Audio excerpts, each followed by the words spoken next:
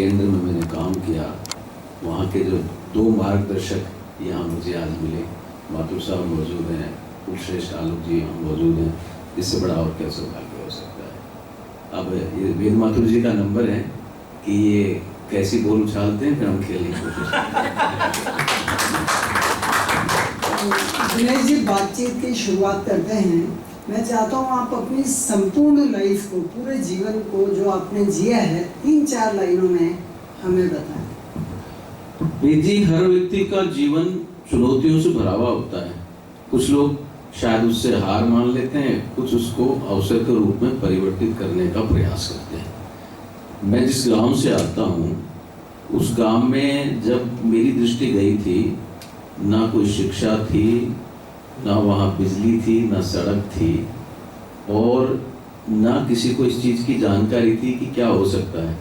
मेरे लिए भी एक बड़ा अजीब सा समय था कि घर वाले रोते थे, हम भी उनके साथ रो लेते थे, एक ऐसी स्थिति थी। और एक व्यक्ति वहाँ थे, मेरे दादाजी, जो गांधी जी के आंदोलनों में लोगों के साथ भाग लेते थे। उन्हें शायद थोड़ा ये जानकारी थी कि दुनिया अभी समाप्त नहीं हुई है। आप लोग सब कोशिश करते होंगे कि जब बच्चा आपके घर में होता है तो माँ बाप बेहतरीन शिक्षा देने के लिए अलग अलग स्कूलों में जाते हैं, अपना इंटरव्यू देते हैं। बच्चे का इंटरव्यू नहीं देते, वो अपना इंटरव्यू देते हैं। उसके बाद उसको एडमिट कराने का पूरा प्रयास करते हैं, पैसा खर्च करते हैं।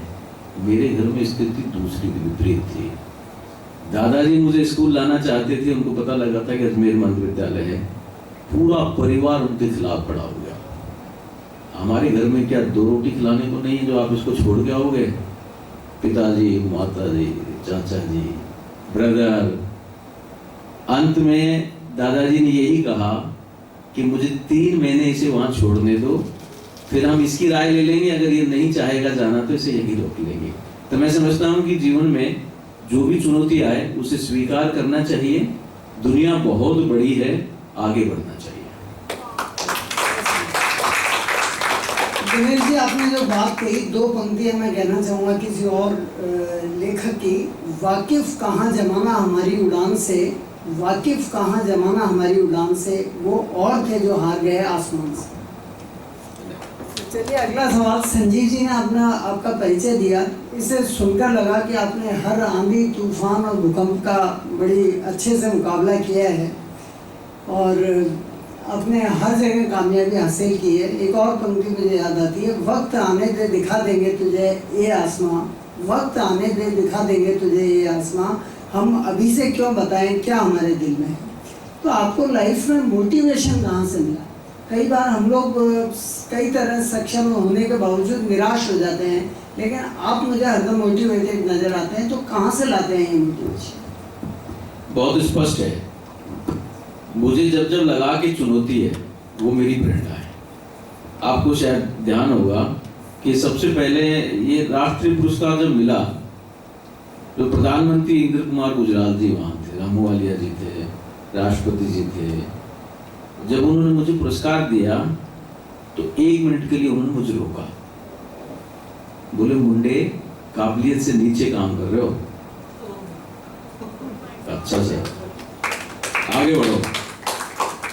बाद में मुझे वहाँ लोगों ने बताया कि इनके ब्रदर भी बहुत बड़े कार्टूनिस्ट हैं, सुनील जी, और वो भी डेफ एंड डम में कैटेगरी में थे, लेकिन वो अच्छे अच्छे लोगों के कार्टून बना करके अखबार में छपवाया करते थे।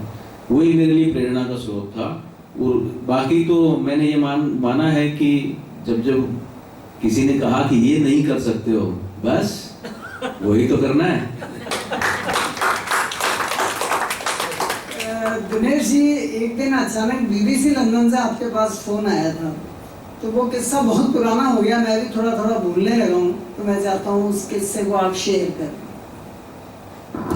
शायद दिसंबर का महीना था और वही साल था जब राष्ट्रपति से पुरस्कार लेके आए थे। मैं ऑफिस से आने के बाद अपने घर बैठा हुआ था, छुट्टी, कुछ लोगों से बातचीत चल रही थी, टेबल पे टेलीफोन पड़ा, एकदम बजा टेलीफोन, क्योंकि टेलीफोन गली में एक ही था, सारी गली वालों को बात करवानी होती थी, किसी का भी फोन 9 बजे बाद आता रहता था। तो क्योंकि उसके बाद ट्रंक कॉल की रेट कुछ कम हुआ करती थी, कोई गुजरात से, कभी कहीं से, तो एकदम मैंने जैसे ही फोन उठाया तो सामने से आवाज आई, आप अंदाजा भी नहीं लगा सकते हम कौन और कहां से बोल रहे हैं। मैंने कहा वाह, आप अचला जी बोल रही हैं और BBC लंदन से बोल रही हैं, क्या बात है, अब तो इंटरव्यू लेना पड़ेगा। तो उसके बाद दिनेश जी का इंटरव्यू लिया गया और वो BBC लंदन से प्रसारित भी हुआ। खैर दिनेश जी, बैंकिंग में आप कैसे आए, और जब आप बैंकिंग में आने के कुछ सालों बाद आपने देखा कि बैंकों के अंदर कंप्यूटर्स का बड़ा प्रतिरोध हुआ, और लर्निंग के अंदर मैंने भी काफ़ी समय तक कंप्यूटर में नहीं सीख पाया, कई और नहीं सीखे, तो आप इसमें कैसे पारंगत बने? जब मेरी महाविद्यालय अजमेर में प्रथम वर्ष में शिक्षा हो रही थी, क्योंकि उससे पहले अंध विद्यालय में निःशुल्क शिक्षा थी, तो आर्थिक रूप से कोई संकट नहीं था। अब समस्या उस जमाने में ये थी कि जैसे ही स्कूली शिक्षा पूरी हुई तो कॉलेज की शिक्षा के लिए ना कोई छात्रावास था, ना कोई आर्थिक मदद देने वाला था। फिर भी मैंने क्योंकि मेरे पास अंक अच्छे थे तो मुझे कॉलेज में तो पहली लिस्ट में नंबर आ गया और मेरा एडमिशन भी हो गया। पहले महीने में गांव गया कि मेरा इस महीने में 400 रुपये का खर्चा है, तो दोनों भाई सोच पड़ गए। पिताजी का तो जब मैं दृष्टिबाधित हुआ था तो उस घटना के सदमे से पिताजी मेरे पहले ही चले गए थे, कॉलेज में आने से पहले ही। तो मैं वहाँ गया तो दोनों भाइयों के पास भी कोई इतनी आर्थिक संपन्नता थी नहीं, तो एक भाई ने एक बकरी उठाई, बेची और 400 रुपये दिए। और चलते समय बड़े भाई ने कहा, भाई अगर ऐसे हर महीने 400 मांगोगे तो हमसे नहीं हो पाएगा। मैंने उनको कोई जवाब नहीं दिया, पर मैंने अजमेर आने के बाद महसूस किया कि सच है, वो हर महीने 400 रुपये मेरे लिए कहाँ से लेके आएंगे। अब्दुल मजीद साहब स्वर्गीय अभी चले गए, मेरे इंग्लिश के टीचर थे अजमेर में, मेरा उनके घर पे आना जाना था। तो मैंने उनसे कहा, सर एक बड़ी कठिन समस्या ये है। तो उन्होंने कहा, भाई ऐसा है, खाने वाने की का तो व्यवस्था मैं कुछ करवा दूंगा, पर ये बात सही है कि कुछ विकल्प सोचना पड़ेगा। तो उन दिनों में दृष्टिबाधितों के लिए आशुलिपि का प्रशिक्षण आरंभ हुआ था, उसमें थोड़ा कठिन परिश्रम ब्रेल में करना होता था।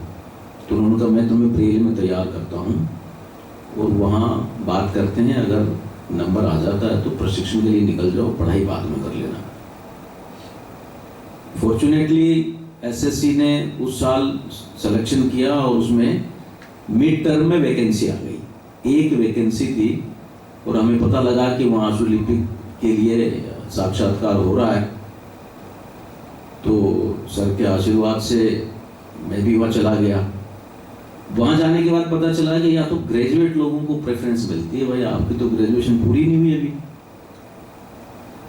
फिर भी मैंने वहाँ भाग लिया और परीक्षा दी।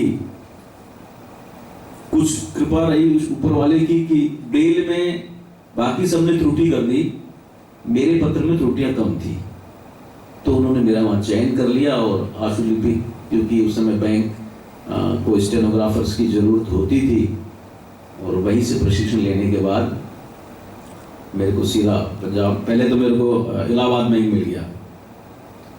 इलाहाबाद बैंक में मैं एग्जाम दे के आ गया और रिजल्ट आ गया। किसी ने ध्यान ही नहीं दिया कि लड़का मेजर नहीं है।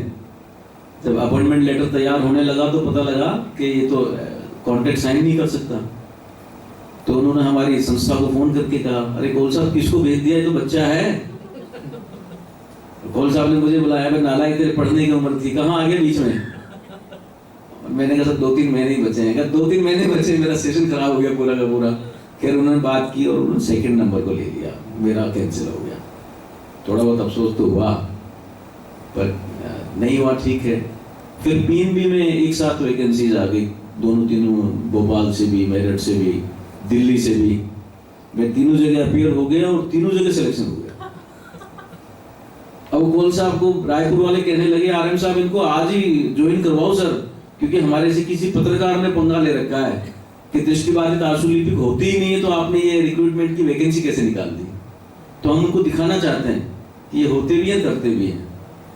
पर हमारे कौल साहब माने नहीं, क्योंकि एक साउथ की लड़की थी, उसका नीचे आ रहा था नंबर, तो उन्होंने कहा बच्चे तू वापस आ जा, इसको लगवाएंगे वहाँ। मैं दिल्ली आ गया और फिर मुझे दिल्ली आने के बाद उन्होंने कहा कि तुझे देहरादून जाना है, तेरा देहरादून से भी आया हुआ है। तो दीपावली के बाद मैंने देहरादून रीजनल ऑफिस से पीएनबी में अपना कार्यक्रम आरंभ किया। सर आप कंप्यूटर की दुनिया में कैसे हैं? फिर एक संघर्ष, फिर एक चुनौती।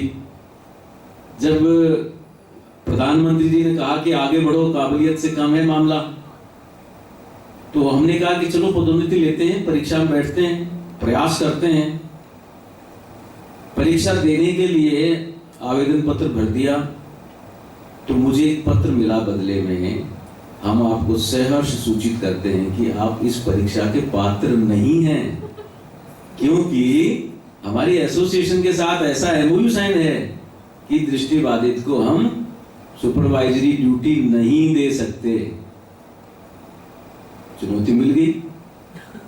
अब चुनौती को हमने लेकर के चीफ कमिश्नर डिसेबिलिटी दिल्ली की कोर्ट में डाल दिया।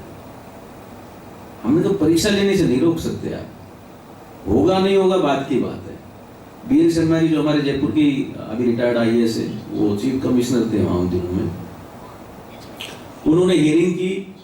2-3 हियरिंग होने के बाद बैंक ने फिर वही एफिडेविट दे दिया कि भाई हमारे साथ तो वर्कमैन यूनियन का एक एमओयू है, हम दृष्टिबाधित को सुपरवाइजरी ड्यूटी दे ही नहीं सकते हैं, तो हम प्रमोशन में क्यों बैठने दें। मान लो बैठ गए, कल को हो गए तो हम ड्यूटी दे नहीं पाएंगे। शर्मा जी की एक लाइन थी उसमें, उन्होंने कहा पार्लियामेंट से बड़ा आपका बैंक नहीं है।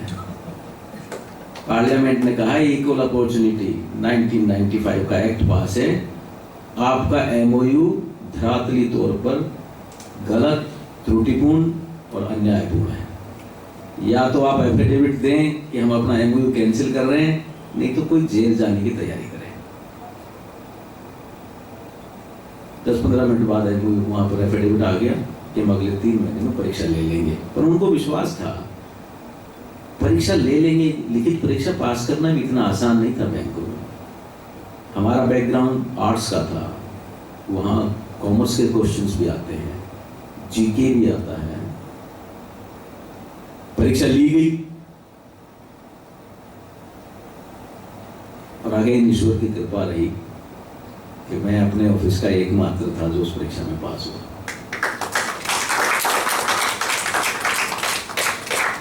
यहां मुझे इंटरव्यू में पूछा गया कि अगर आप अधिकारी बन गए तो हम आपको क्या काम देंगे। मैंने कहा आपको बैंक में सबसे ज्यादा कठिन काम कौन सा लगता है। बोले देखो सीवीसी की गाइडलाइंस हैं, हमें कंप्यूटराइजेशन करना है। आज की तारीख में हमारे लिए सबसे बड़ा काम कंप्यूटराइजेशन है। मैंने कहा आप मुझे वहीं लगा दो। बोले अगर नहीं कर पाए तो। मैंने कहा अगर सामान्य आदमी नहीं कर पाता तो उसको आप क्या करते हो।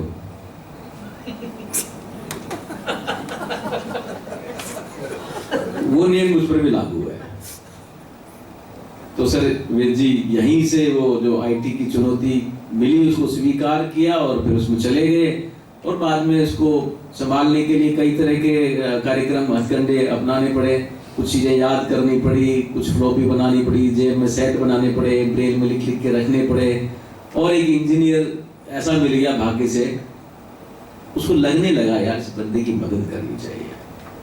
वो कहता सर कैसा हो कि आप इस कंप्यूटर को खुद चला पाओ, आपको पूछना ना पड़े, आप कमांड बोलते हो लोग लिखते हैं, ऐसा ना करना पड़े। मैंने कहा देखो कुछ ना कुछ तो होता होगा दुनिया में। तो हमने ढूंढा, एक दिन पता लगा जॉब एक्सेस विद स्पीच नाम का सॉफ्टवेयर माइक्रोसॉफ्ट का है, पर वो इंडिया में इतना प्रचलित नहीं है। और उसकी डेमो कॉपी 40 मिनट चलती है, उसको हम डाउनलोड कर सकते हैं। लेकिन उस समय आपको पता है कि डेटा स्पीड नहीं थी, हम टेलीफोन लाइन से कनेक्ट करके उसको डाउनलोड करते थे। तो रात को 9 बजे तक हम ऑफिस में बैठे थे, सब लोग निकल गए, उसका डाउनलोड लगाया और कंप्यूटर को ओपन छोड़ना बैंक नियमों के विरुद्ध है, लेकिन हम उसको चालू छोड़ के चले गए। सजा जो मिलनी मिल जाएगी, पर आगे बढ़ो। दूसरे दिन हम सवेरे आए तो हमें उसकी सॉफ्ट कॉपी डाउनलोडेड मिल गई। हमने उसको चला के देखा, मजा आ गया।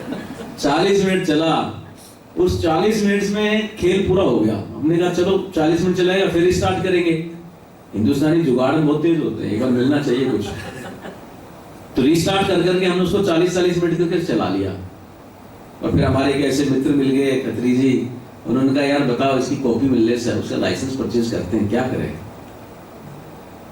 किसी को विश्वास नहीं बैंक में, क्या सॉफ्टवेयर का लाइसेंस कितने का आता है साहब? 50,000 रुपए का।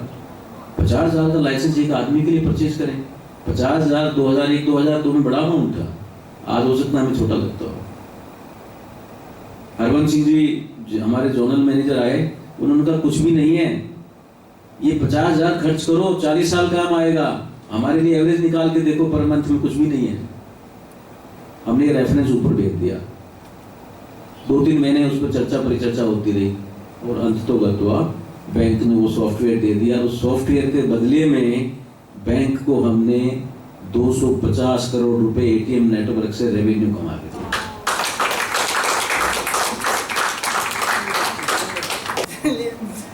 तो जैसा बार बार चर्चा में आया कि दिनेश जी को राष्ट्रपति पुरस्कार भी मिला है, तो जो राष्ट्रपति पुरस्कार मिला उस समय हमारे जो बैंक के जनरल मैनेजर थे, शायद आफ्ताब साहब थे, तो उन्होंने एक वो शायर टाइप के आदमी थे, तो जब वो फॉर्म भर रहे थे, इनके लिए प्रपोजल भेज रहे थे राष्ट्रपति पुरस्कार के लिए, तो उन्होंने एक लाइन लिखी दिनेश जी के लिए, एक कॉलम था उसमें, एक सवाल था, उसका जवाब लिखा। वो जवाब ऐसा था कि मैं सोचता हूँ उससे अच्छा कॉम्प्लीमेंट दिनेश जी की लाइफ में कोई किसी और ने नहीं दिया होगा शायद। सवाल ये था कि आपके साथी आपकी कितनी मदद करते हैं, आपका कितना मार्गदर्शन करते हैं, कितनी आप सहायता लेते हैं, उनसे क्या सहयोग लेते हैं, क्या सहायता लेते हैं, कितनी मदद करते हैं आपके जीवन में। तो उन्होंने लिखा, others are guided by notice. मेरे ख्याल से उनकी इस एक लाइन में ही दिनेश जी को राष्ट्रपति पुरस्कार मिला है कि ये दूसरे लोगों को गाइड करते हैं, ना कि दूसरे लोग इनको गाइड करते हैं या सहायता देते हैं। तो चलिए दिनेश जी, बहुत सारी पॉजिटिव बातें हमने आपसे सुनी, लेकिन लाइफ में आपको बहुत सारे ऐसे लोग भी मिले होंगे जिन्होंने आपकी सामर्थ्य पे शक किया होगा कि आप ये काम नहीं कर पाएंगे, या किसी ने लेग पुल किया होगा या और कोई नेगेटिव बात कही होगी। एक शेर भी मैं सवाल के रूप में आपके सामने रखा हूँ कि एक परिंदा अभी उड़ान में है, तीर हर शख्स की कमान में है। तो जब आपने उड़ान भरी तो बहुत सारे लोग तीर लेके आपके और दौड़े भी होंगे, तो ऐसा कोई अनुभव हुआ हो तो बताइए। इस समाज का हिस्सा है, कोई व्यक्ति ये कह ही नहीं सकता है कि सब लोग आपके साथ ही चल रहे थे। कान खींचने वालों की कमी नहीं होती कहीं पर भी। तो जीवन में हमारे साथ भी ये सब घटनाएं घटती रही हैं। कई लोगों को आगे बढ़ना अच्छा नहीं लगता था, या यूं कह सकते हैं कि वो कहते कि यार ये हर काम को इतना टाइट और टाइम से करवाना चाहता है। मैं आजकल के बच्चों की कहानी आपको बताता हूँ। एक लड़की ने मेरे से कहा कि सर हम आपसे इस नोट पे गलत लिख करके साइन करवा ले तो आपको क्या पता चलेगा। मैंने कहा कितने लोगों से अब तक करवा चुकी है ऐसा काम। दूसरा मेरा सवाल था कि तुम्हारी उम्र कितनी है, और सिर्फ नोट से उम्र का क्या लेना देना है। मैं तो बताऊंगा, उसका उत्तर बताऊंगा। बोला मेरा जन्म 1994 में हुआ है। मैंने कहा 1988 में। तो खींचने वाले मिलते हैं, और लेकिन मैं उसको अगेन वही कि मैं उसको भी एक चुनौती मान के चलता हूँ, और मैं समझता हूँ कि वो अच्छा करते हैं। जब जब टोकते हैं तो मुझे याद दिलाते कि अभी सोने का टाइम नहीं आया, जागे रहो। जी आपकी ओर से एक शेर कह रहा हूँ मैं, उससे गुमा है कि मेरी उड़ान कुछ कम है, उससे गुमा है कि मेरी उड़ान कुछ कम है, मुझे यकीन है कि ये आसमान कम है, मुझे यकीन है कि ये आसमान कम है। धन्यवाद। चलिए दिनेश जी, अगला सवाल।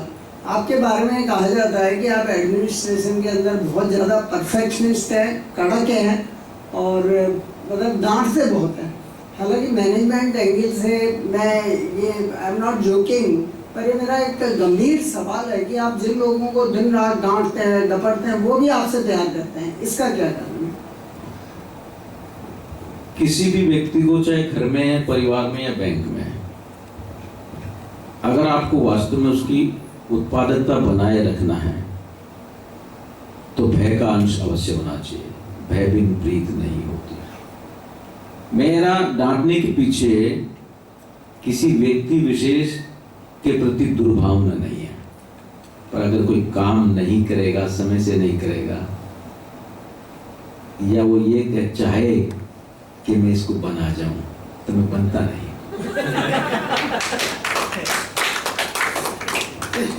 एक और मजेदार बात मैं शेयर करना चाहूँगा कि हमारे बैंक के अंदर ऑफिसर एसोसिएशन के चुनाव होते हैं, तो उसमें टीमें चुनाव लड़ती है। जैसे एक टीम में 14 मेंबर, दूसरी में 14, तो वो बीजेपी कांग्रेस साइड रहता है।